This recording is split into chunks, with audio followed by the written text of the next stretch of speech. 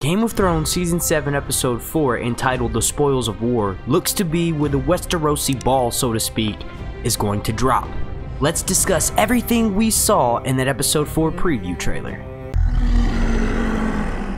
Alright, now real quick, I actually did a live stream last night on Game of Thrones Season 7 Episode 3, The Queen's Justice, and you can click right up here and that link will take you to that live stream breakdown. First up, we have Cersei talking with the Iron Bank associate.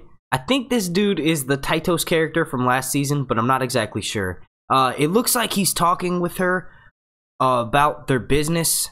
Basically, he's holding the little ledger that I think he keeps all of his notes in on who owes the Iron Bank what and how much. And Cersei mentions how her very first business venture is going to be control every goddamn person in the Seven Kingdoms and control all the Seven Kingdoms themselves. The look on his face is pretty funny.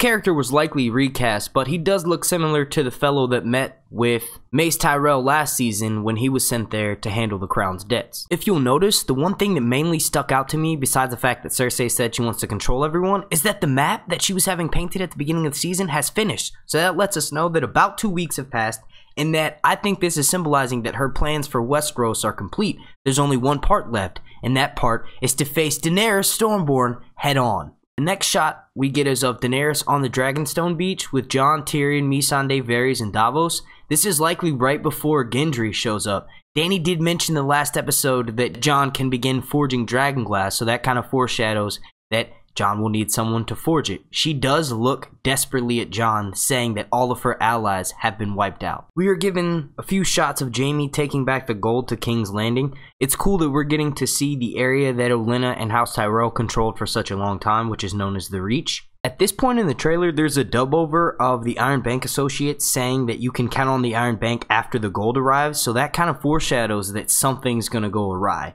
And I think in this is the actual location where the Field of Fire 2.0 will go down. There's a clip of Daenerys saying no more clever plans later on in the trailer, which I'll cover in a bit, but I think this means that Daenerys will go and fight Jaime head on and end up burning the gold in spite of Cersei. Like, I think Jaime will get captured and then Daenerys will burn the gold with her dragon flame just to prove that Cersei will no longer have an ally with the Iron Bank, just like Cersei's been doing these past few episodes and slowly wiping out Daenerys' alliances.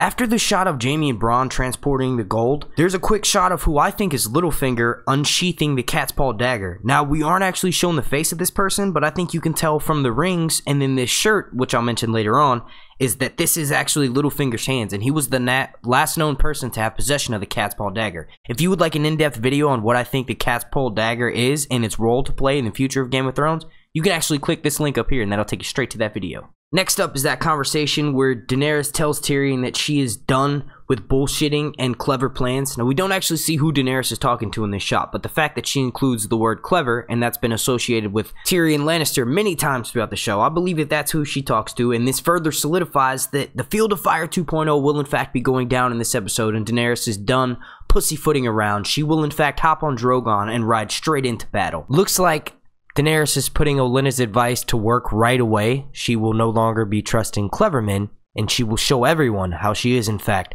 a dragon of House Targaryen. The next shot we get in the trailer is the shot where the Field of Fire will actually be located. I believe right after this shot goes down in episode 4, we will see Daenerys show up with her dragons, and then this will happen. Then we're treated to a quick shot of Jon Snow lighting a torch, and he's actually inside of the Dragonglass Clave. Later on in the trailer, we're shown that Daenerys is also in this cave with him. It looks like she's showing him the Glass of Dragons. We're shown something we've seen many of times throughout these episodes of Game of Thrones Season 7, and that is Pod falling on the ground. This is likely him sparring with Brienne, but this could also be when Sandor first shows up and he recognizes that Podrick is wearing Lannister garb, and he remembers that he was also with someone else who was wearing Lannister garb and rocked the Lannister gold, and threw him off of a cliff. This could be Sandor reacting to that and pushing Pod on the ground, but I think this is likely him sparring with Brienne.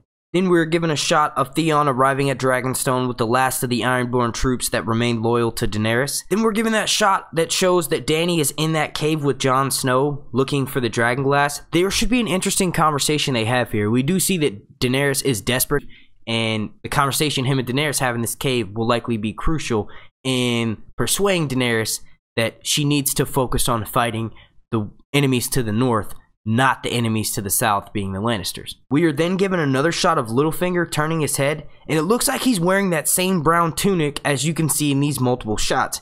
Littlefinger's wardrobe doesn't switch up too much, and he is one to wear the same kind of undersleeve that the person who was holding the Catspaw dagger was wearing. So I do think that the two shots we're given of Littlefinger is one of him turning his head, and the other one of him unsheathing the Catspaw dagger. The last few shots we're given in the trailer is a shot of Brienne bringing down Thor's hammer like the wrath of 1,000 gods. Then we get a shot of Arya arriving at Winterfell, which will be awesome because this will be 2 episodes in a row where we're getting a Stark reunion. So we'll have Bran, Sansa, and Arya all in the same room since season 1. I'm personally curious to see if this reunion will make Arya feel like she's at home.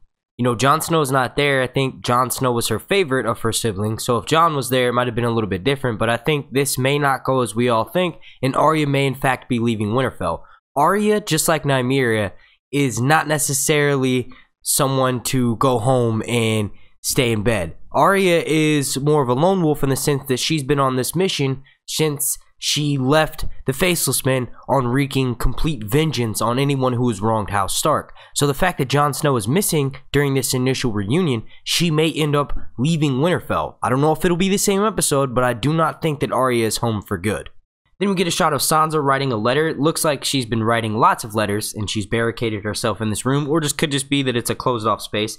Then the very last shot we're given in the trailer is a shot of Daenerys on top of Drogon riding into the Field of Fire 2.0, which will in fact be epic. You know, I think this scene could potentially sway people who aren't exactly Dany fans. This will sway them over to her side. She will finally be taking the wheel herself. She'll be taking the reins and controlling the battle from this point forward. I do think that as soon as she lands, she will take out massive amounts of Lannister soldiers, and Jaime will be lucky to escape this battle with his life. I don't think Jaime's gonna die, but I do think that he will be captured as a prisoner, and I also think that the budget for this dragon episode will make up for the slower scenes from episodes 1 through 3.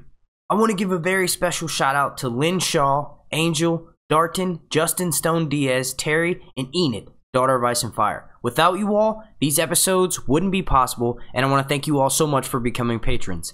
If you all would like to become a Patreon, all you have to do is click the link up here or down below in the description, and you can show some support to Sir Hunt's reviews. I want to thank you all so much for watching this. The like goal will be 150, and if you could please slap a like on this video, subscribe, and then make sure you turn your notifications on so that way you get alerted every time I drop Game of Thrones content.